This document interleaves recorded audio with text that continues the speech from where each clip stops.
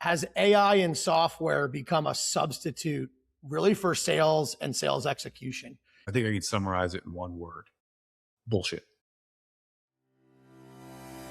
AltaVista, the highest view in contractor marketing. If you're not listening to The Angle, you will surely fall behind. Are you going to exist in your space, or are you going to dominate? Trust the process. Are you planning for today or adapting for the future? This is the AltaVista Angle. Hey everybody, welcome back to another episode of the AltaVista Angle, the marketing podcast by AltaVista Strategic Partners. Back today with us, we have Bryan Dunkel. We have Brian Nichols, who hasn't joined us for a few episodes, managing partner Ray McLaughlin, and I'm your host, Aaron Hockel. As always, we will kick it off with a quick economic update from Ray. Great. I think on the last episode, we talked about the K-shaped economy. It's certainly in play. And for all of you who didn't hear us on the last episode, if you look at a K, you've got the upper piece of the K, which is going higher, which is the upper end of the consumer. You've got the lower end of the K going down. It's actually getting worse. Auto loan delinquencies are still trending in the wrong direction. Credit card debt still trending in the wrong direction. Interest rates are trending in the wrong direction. I heard a stat the other day. I can't remember exactly what the 2-year treasury hit, but the stat from a podcast I was listening to the other day said it hasn't been this high in so many years. And the indicator was that within 12 to 18 months, you typically see a recession. And again, we're not trying to scare anybody, but I think if we took AI out of the economy, there's not a whole lot of sectors that are doing incredibly well. We know the low end consumer is doing poorly. So what does that mean for the rest of the economy? If rates go higher, and they're not going lower, and we keep talking about rates, and rates really drives the economy. There's some positive news on the job market. The job market's firmed a little bit.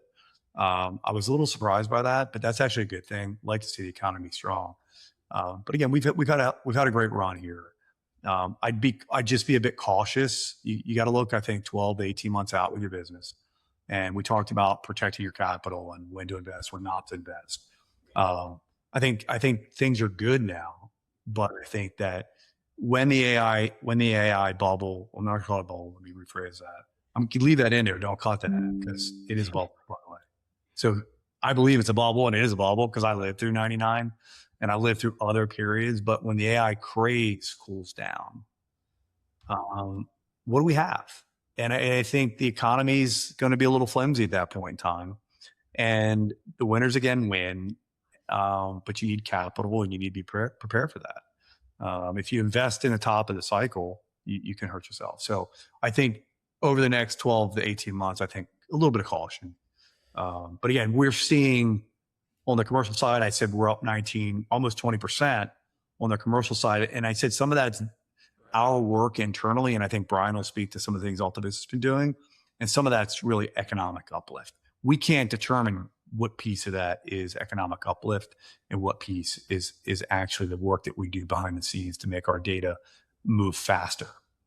So again, that's all I have for you, and I did call it about and as well. Yeah, awesome. Well, today we have an interesting topic that I think a lot of people can relate to, and it's really, we're kind of dubbing it like the marketing technology explosion. Certainly if you go on YouTube or Instagram or really anywhere, there's tons of advertising outreach right now around, lead gen and appointment setting and AI sales tools and AI platforms and all these different sort of, let AI take over and run your whole sales cycle. And we're going to get you 100 guaranteed leads, right? All these sort of things, right? And kind of the opening question is, like, has AI and software become a substitute really for sales and sales execution? And I'll kind of throw that out to the group to get the conversation rolling. Well, I'm going to start this one off because I think I can summarize it in one word: bullshit. It's bullshit. Sorry. Yeah. Like, AI is an amazing tool, and there's going to be some amazing products that come out there. But these companies that put AI in their name. Remember when we were talking about that? When like 3 years ago, we should change our name to like AltaVista AI. Yeah. Like 3 years ago, right? I Maybe mean, retired. well, I don't know about that. Like seamless AI, right? Yeah. And then I know Zoom Info has all these AI claims. Their stock is trading at under $3 a share today. So if it was all working, where would they be? I'm not saying that these aren't tools you can utilize in your business. There's some decent information there, but the AI claims that are being made in lead gen and calling, first of all, you got to remember the legality of all this stuff, right? We always forget the legality. These companies were violating the terms of service of LinkedIn. They were scraping LinkedIn with bots. You're doing that to Microsoft. Microsoft owns LinkedIn, for all of you who've forgotten that. And when you violate their terms of service, you're done. And so they banned 2 of these companies from even ever using LinkedIn again, which is the number one data aggregator. I'll say it again, the number one data aggregator in the business world. And they can't use it any longer. So they won't be in business in 5 years, probably. The companies that relied on that won't be around. They might not be around today. And we see it all the time with customers that they cancel the service. You're like, yeah, the data was sloppy. It's sloppy. So I'm calling bullshit on it. That's where I am. And they're great tools. And we're going to talk about great tools, but the lead gens, we're going to streamline and build you a database. Not going to happen. Not going to happen. Legality, the legality. And by the way, if you want a bot scrape, like if any of you think that assigning a bot to go scrape websites is new technology, that's been going on for 20 years, by the way. And the problem is what they're doing on the scraping is they put embedded code underneath that corrupts your scrape. And actually, I was talking to our internal coder about this. He says the bot protection on one of the largest real estate companies in America, he said the bot protection is next level. He's like, we've looked at it. You can't do it. They know. I mean, these companies know they're going to set a bot out and scrape all this information. So they put stuff in there that's going to corrupt your sending. For sure. Yeah, I was going to jump in and kind of piggyback on what Ray said, where, AI and software, they're force multipliers, but they're not substitutes, right? They can streamline, they can assist, but especially, with who we work with, contractors, I mean, trust and expertise, those are always going to be human elements. That's something AI is never going to replace, and there's a certain piece that needs to be executed by a human, right? So that's why I always look at it. It should only amplify, what you're doing, but it's never going to substitute. Yeah. And the human is a really good comment there. So Brian Nichols, right, hasn't been on for a few episodes, co-founder AltaVista, spends a ton of time on data. We talked about the human element, right? Talk about the growth of our data team over here and kind of the human element that we've brought to our team in the AI kind of era. For sure. I mean, and Dunkel just touched on it, right? It's you can use all these tools, these AI tools, but without the systems and processes and that human element that comes into it, it's really you're really just spinning your wheels. To answer your question, Aaron, we've doubled our database operations team here at AltaVista within the last year. We have an entire team now that goes out, collects data, aggregates data, validates that data, and then gets it into our database so that we can use it to market our customer services. And the one main reason that's been successful is the speed in which we're aggregating data. If we can't aggregate at a quick rate, especially in this construction services industry, we're behind, right?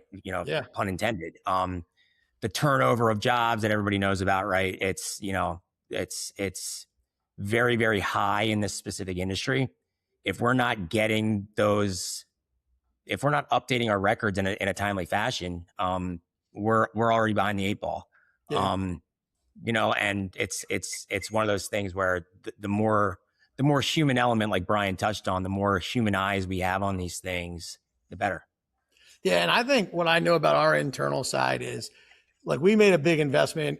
It took months and months and months to build into some AI technology that helped us read and understand kind of data that was flowing back into AltaVista from our efforts, right? And we combining that with more people to look at it, right? So I do think it is certainly we're not dismissing the AI side and the technology side here, right? It's like, oh, we've hired more people to go do this, but combining efficient tools with people, I think, is the real formula, right? Like we got to use AI, like Bryan Dunkel says, force multiplier. We got to use the tools available to us and we put them together to kind of scale everything. Yeah, I'm going to interject on that. I think, yeah, we're not saying that we're not using AI and you should use that. You should use that. I'll share a quick story. We had a client who has a 14-year client of ours who puts a lot of trust in us, and they went out to, I'll even tell you who they used. They used Anthropic, and they built the web page that they wanted with Anthropic code. But rather than try to publish it themselves, they sent it to us first to look at it and then to publish it. And quite honestly, it was well done. There were a few minor tweaks that our team made, but I talked to our team about it. And they said, yeah, they did a great job. And the page actually looked really good. So there are great tools that you can use for things like that. And AltaVista, I'll share, we used a company called MuleSoft. We're Salesforce users, and we use MuleSoft to automate a bunch of processes. And it saved us a ton of time. But we just realized that the economy has changed and we need to be faster and better than anyone else out there. And we're not focusing on 1 billion records, right? We're not going to focus on records of everybody. We're only focusing in our space, which quite honestly, about 500,000 to 600,000 records, and how we can turn that over as fast as possible. We're actually working in real time, and some of that's AI. But I would say that 40% of it's a human being, the increase in staff. I don't know. Does that sound right to you, Nichols? That does. I mean, it's, and that's the thing. I mean, and our programmer internally actually mentioned this. We had a meeting a few days ago, and he said something to the effects of, you know, the auditing on the backside is, you know, not only imperative, but it's, you know, the most valuable piece of it.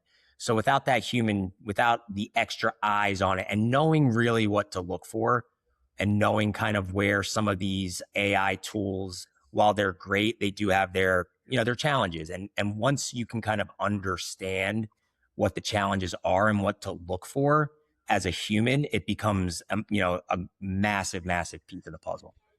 Yeah. And would you know the auditing time for our project once it was completed? I mean, I think, do you know how long they audited? I mean, they're auditing every day still, but it's every day. I mean, you know, and again, if you're not auditing every day, and Ray, you know this, if you don't audit every day, you're not checking everything every day, you're going to spend an exorbitant amount of time if you wait to audit. So doing it in real time is tremendously valuable. But it's a great, you know, it's a lot of time where you have to look through these things and audit and make sure everything's accurate and understand those challenges. Yeah. And I know I'm talking our own book here, and I hate to do that, but we have the people, sending us code from Anthropic is perfect. And we don't mind. Building websites is a terrible business, and we build websites for our clients because we have to, and they need them. But we're happy if you can get it done cheaper, send it to us, let us look at it, and we'll make it live. And if it's what you want, and as long as the code is written so the searchability is there, then it's great. If it's not, then we're going to have to modify that. So yeah, it's sending us, it is talking my own book, but I do think it's a great way to do that. Cool. Yeah, I mean, so we're talking kind of AI internal efficiency, right? We talk tools. We've mentioned a few by name. What are some tried and true tools, right? And I know AI is now part of everything, but like, you know, I would say that tools in this marketing technology explosion, I think it applies kind of universally to, you know, CRM, call tracking, reporting. We have another client who used Claude to build some of their own dashboards, right? You know, as we look at these tools in these, you know, technology and all the different things, anything that we've learned along the way that the group could share about, here are some traps, here are some pitfalls, here are some misconceptions, right? I'm sure there's obviously more than one, especially from Brian and Ray on the data side. But, just kind of curious, right? Like these things there's crazy amount of advertisement right now for all these different tools and functions. If you're evaluating, what do you look for? What are we looking for? Yeah, before we go on that, I want to be clear. AltaVista does buy data. We've always bought data. It's probably about 30% of everything that we operate our ecosystem in is data that we've purchased. We have mining techniques. We have we have so much inbound data today. Our inbound data is what differentiates us. So we do buy data, but to think that you're going to go into some of these products and buy the data, you're nuts. Because not only do we buy it, we ship it off to Bangladesh, and we make sure that every single person is in the right seat. And we have a testing program. Before we send an email on behalf of our clients, we are sending testing to make sure that our information is correct and we're not doing any damage to our clients. So it's like hiring a handyman to put a roof on a building. Maybe he can nail the shingles down, but he doesn't know how to put a good roof on a building. I promise you that. So hopefully that resonates with you. Yeah, it's a pretty good analogy. Before we go, I want to be clear. We buy data. We have always bought data. We were using the associations. We had people in Bangladesh scraping websites. We've done everything. And I'm not going to tell you what we do today, but we do everything. And we vet these tools. And so we've already vetted them. And I think it's important just to reiterate that while we are doing that, yes, and while we do have a lot of success with that, it's a small piece of what we do holistically in terms of data aggregation. Just using those products, and if we only use those products, we'd be in trouble.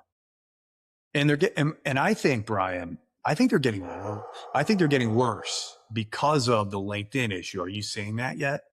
Yes. I mean, there are so many outdated LinkedIn profiles on LinkedIn. There's duplicate profiles. There are profiles that have,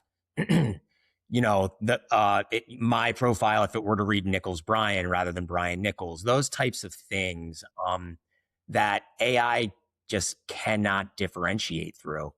And it goes in, it picks these up, and it spits it back to you as a quote unquote legitimate contact record. And yeah, to your point, they're aggregating them faster now than ever before. So a lot of this, this bad information is coming back even faster than before. So I don't disagree with your sentiment that it has gotten worse. Well, on the LinkedIn front too is interesting, right? So LinkedIn, I think, founded when I was in maybe just starting college, right? I think it's probably 20, 25 years old, somewhere in that range of time, right? So let's just say you were one of the early adopters and early people to go sign up, and you're in your late 30s, 40s, 50s. The amount of people that are early people that signed up that were professionals using it as a professional network, just the sheer volume of people who have retired alone is a staggering number from a data standpoint on there, right? And if you have ever used a third-party aggregator, you'll see that they just pick up people and it's like Ray McLaughlin, AltaVista, retired. Not yet, but that's what Bryan Dunkel, retired, right? It just says you're retired. Like the professional title is this company and they're retired, right? So as this thing continues to grow and evolve, they're not going to kick a user off because, monthly active users and users are important, but just sheerly on age, they're just moving through a whole almost generation of people that have gone from being professionals in their career to retirees, right? So I just think that's another kind of interesting point worth talking about as they use that as such a resource. And think about it. We estimate, and we're using our estimations that LinkedIn, which is still, again, the biggest database of professionals in the world. And they're dumb. You are not scraping LinkedIn anymore. And if you want to talk about someone who understands LinkedIn security, it's AltaVista. Because, like if you think we didn't use, we use LinkedIn and we never violated the terms of service, but one day we decided to dump all of our clients' LinkedIn profiles data in one day from one location. And we actually hit the highest level of LinkedIn security that's known to mankind. And if we got caught breaching their terms of service one more time, even though we believe we didn't breach them, we're done. Imagine your business without the tool. So the terms of service are really important for these tools. And LinkedIn's done with companies and bots scraping it. And again, it's owned by Microsoft. They know what you're doing. Google, Microsoft, Amazon, they all know what you're doing. Sorry, they do. Yeah. And Google, we did something that Google now is hurting you if you're using AI. And again, we're not going to outsmart those three companies. We're playing in their sandbox, quite frankly. Yeah, absolutely. We're talking about tools that, we said, hey, here's some dangers, here's some traps, right? I think it would be fair to say that there is value in these tools, right? Like there is tremendous value in using LinkedIn, using it appropriately, having a sales navigator account, right? From a sales marketing perspective, Bryan Dunkel, I know you're a big LinkedIn user, right? Absolutely. I mean, talk about some of the ways you use it as a tool, as a resource. Yeah. And to your point too, it's, one of the mistakes before I answer that question, a lot of clients just hear a buzzword, say, I need it. And then without even understanding it or, understanding the process behind it or the process to execute it. Right. And it's very similar to sometimes clients will say, hey, I want to do SEO, right? But they have a website from 2010. Right. And, in good faith, for us, we're not going to execute an SEO strategy unless we have an updated website. Very similar to, hey, I'm going to, I need to prospect all these people, but maybe I don't even have a salesperson on the ground, right? Kind of similar thinking there. But in terms of me and LinkedIn, it's an invaluable tool, right? And for us, it always goes back to, who do I want to do business with? And very similar to a client we would work with, who do I want to do business with? How do I find them, right? And then how do I, execute touch points to them in multiple different arenas? So again, and there's different tools that you can utilize, to really amplify, a LinkedIn search or to amplify the types of people you want to work with. And that's the whole thing about saying AI is a multiplier, right? Or software utilizing as a multiplier rather than a substitute. Yeah. I mean, I remember one of the question. Dunkel, do you feel like LinkedIn has gotten a little better over 2 years with engagement? Well, I think that's a loaded question. I think anything is going to increase engagement when you're niche. You know what I mean? When you're not just firing, from a fire hose, if you will. So I would say yes. Over the past 2 years, I think again, as the sandbox we play in for our clients, property and facility managers, and even contractors are all skewing younger, and they're all skewing for your value add content. And LinkedIn is that's where you need to be, especially as a professional. So I think that is, for me, that's where I do see a lot of value. And again, whether it's been better 2 years, since the past 2 years or previous, hard to say. But for me, I'm just always seeing the value there. I do feel like there's more engagement, like our content that's out there. I was so underwhelmed like 2-3 years ago. And I'm actually encouraged by some of our engagement on LinkedIn. So well, I think our content's also better. We have a better digital team. Yeah. That's a and this podcast. Yeah. Yeah. The content matters and what you're putting out there matters, right? I just think of it as like, we're talking here, and Brian, I'll talk about a tool that we've had a long time. I don't know if it's still through HubSpot or not, but years ago, we got this tool where like if we sent out an email, it would tell us if it was open just through a basic pixel, and it would have a little pixel in there if someone clicked the link. So if you send out an email with, hey, here's a link to the proposal, you could see if they click it. Yes, a lot of this stuff is built in right now, but this is 10 years ago. And like that little tool 10 years ago to get a little pop-up alert of, hey, Ray opened your email. Boom, I'm just going to drop what I'm doing and call Ray.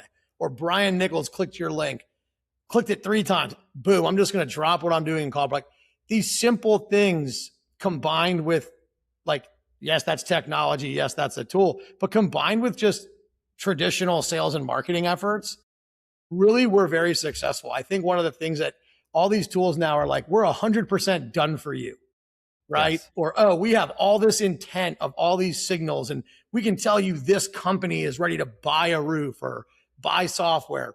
Like, it's gotten almost so complex. And so like, we want to do the whole solution. But for us, just the very simple nature of, hey, they opened this DocuSign proposal. Great. I'm going to call them to see if they have any needs. Like sometimes the simple little things combined, I think are really successful. I don't know. What do you guys think about that? It's funny you talk about intent. Yeah. When a prospect opens up an email, that's the most valuable intent you can have. Right. I agree. Right. And I think it's a good jumping in, but I think we're probably going to talk about that in terms of like false promises on intent data. And I think Ray, you probably have some good insight there. Yeah, I mean, we've seen some of these companies market that they have buyer intent data. Aaron would probably have the most knowledge on buyer intent data, but knowing the space, the commercial and facilities management space, let's talk to intent. So if you're going to Home Advisor because you have a home project, that's great intent data. And Home Advisor has that, they utilize it, they monetize it, they sell that data. The property manager doesn't go to Home Advisor and say, I'm going to put a roof on my building. So it's really hard to get that buyer intent data in the commercial facilities management space. A lot of this data comes from basic search, certainly browsing, search, Hockel, anything else. It comes from B2B websites sharing data and information through portals. It comes from video views, downloads, CRMs, signing up for a broad webinar, downloading a white paper. At the end of the day, it's basically sharing internet activity and behavior is kind of the core thing. And the one other thing that a lot of these intent data kind of, and we're not here to fully discredit intent data, right? There is real intent data and there are times when it's very clear. But a lot of it is built around things that are sort of like just behavior on the internet that go above and beyond what they determine the baseline as. So, hey, this IP, there's usually 10 searches a year for commercial roofing products. And now in this month, there's been 20. Let's flag that IP to that company. They have intent to buy a roof, right? I think, Brian, we saw an example of that from a customer where the example was someone at a community college. There's intent for this community college to buy a roof. There could have just been a kid studying roofing in the library. Exactly.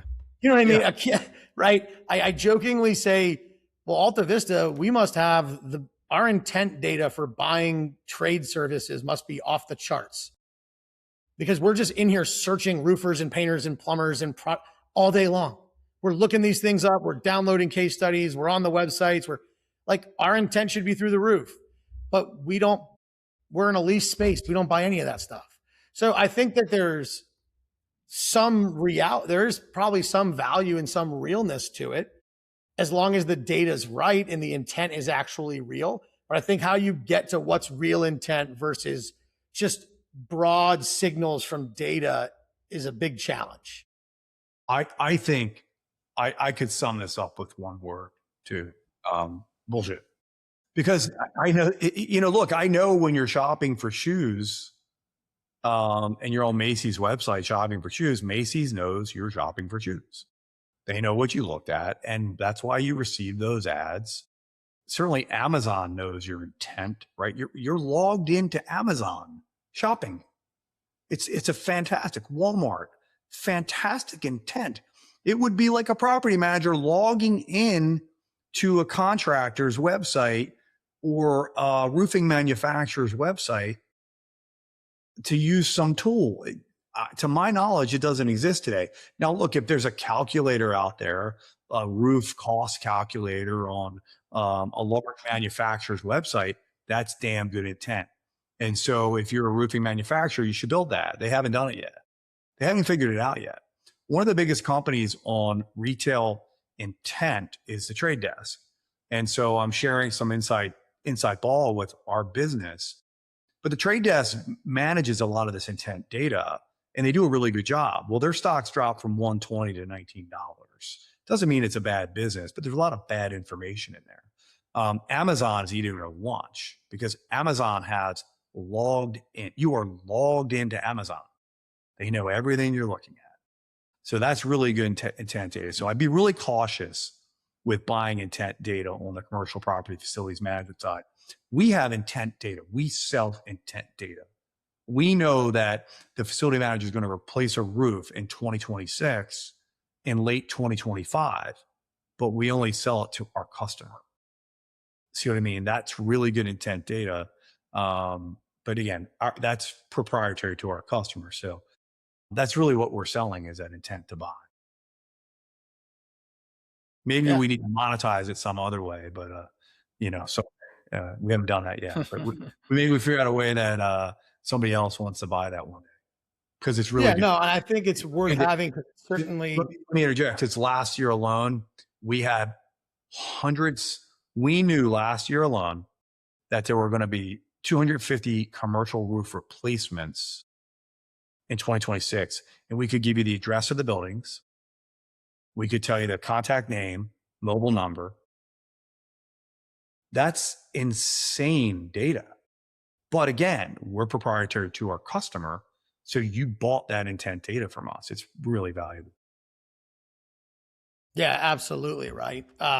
It's just one of those most popular buzzwords right now. We're talking value, tools, traps, different things like that. Right. So, you're hearing it all over the time. I get ads with, selling services is dead for agencies. Now you have to sell intent data. And it's like, okay, well, where's it coming from? What's the real value to kind of to everything, right? As we've been talking here, we've gone over a lot of tools. We talked about some challenges and some things. What are some areas where we're seeing marketing tools and technology and some evolutions that really are providing value and kind of some positive uses for these applications?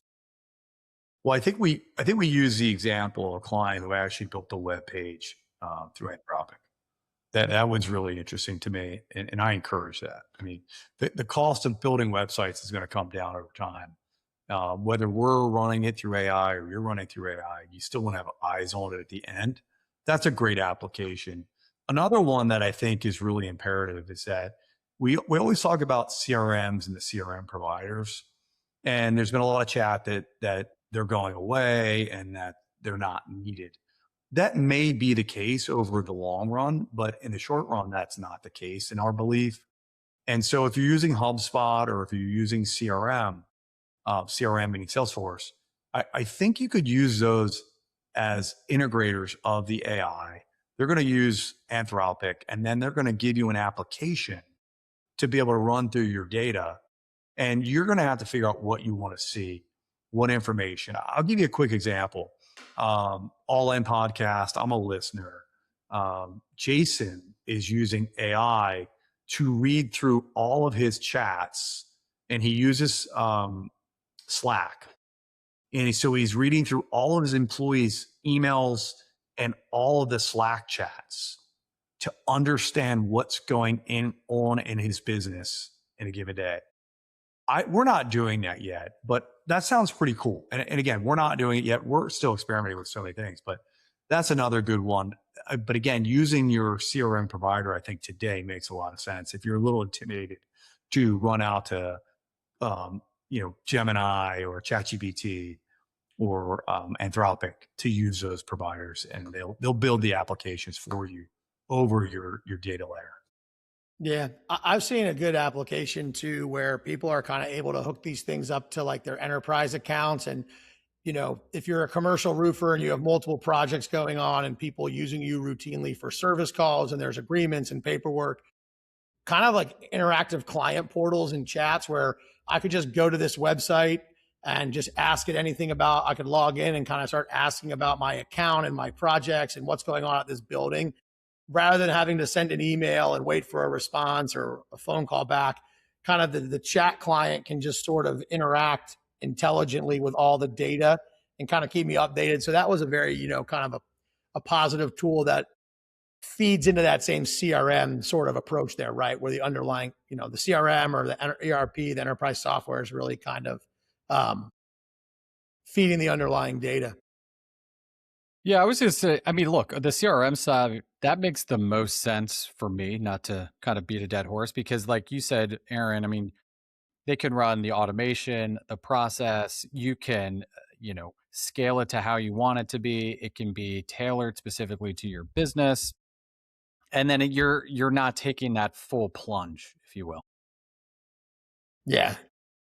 Yeah. Trying to build it yourself Yeah. would be a daunting task. No, you can't do that. That's maybe as these companies evolve, again, these companies are not targeting small businesses.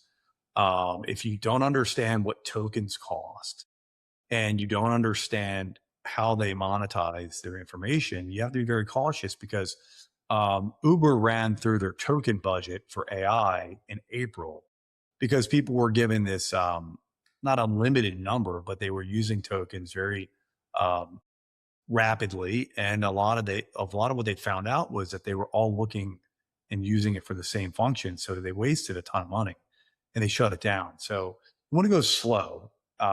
But I do think that your CRM provider could be a great implementer for you. Again, again, talking our own book, we can too. And so we have a full team of coders that can do this work. We planned for this over the last few years to have the people on staff to be able to do these integrations.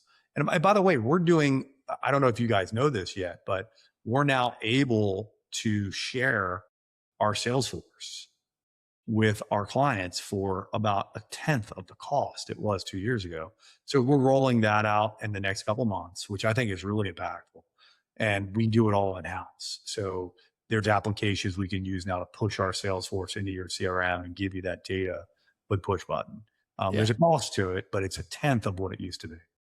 Yeah. And I think looking at specific instances and business challenges to find the tools that are going to provide value are important too. So we're talking to a customer of ours and they're like, yeah, we've invested in this partner technology. It integrates to Salesforce where they can take a picture of something.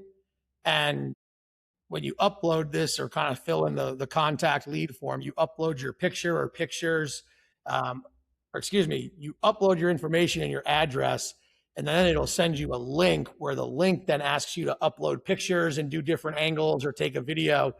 And they go, it takes about 3 minutes, but in those 3 minutes, we no longer have to send a technician out to your property. We no longer have to do this. We can come up with an estimate with a 98% accuracy and send it to you. And this is a service-based quick response type of business. But I'm like, now that's an AI tool that makes a lot of sense because it can read the images, it reads it goes through everything, and it just sort of says, boom, here you go. And it solves a very specific need for them of, well, now I have technicians and working versus driving and looking at things and kind of coming up with estimates. So I think as we talk about tools and things, like we started the conversation of a done-for-you sales product, right? An all-in-one sales marketing AI business development tool is going to get you 50 appointments a month. Think starting with, hey, what's one really narrowed down thorn, right? For AltaVista, it was going through all the email replies, right? What's one really narrowed down kind of thorn in the side that if I can solve that, those are the kind of the steps that I think make a lot of sense too. Well, I think the business owner, if I could give advice, and this is what we've done, and we've had to kind of reinvent ourselves with the AI functions, but think about the information you want. What do you want from your data?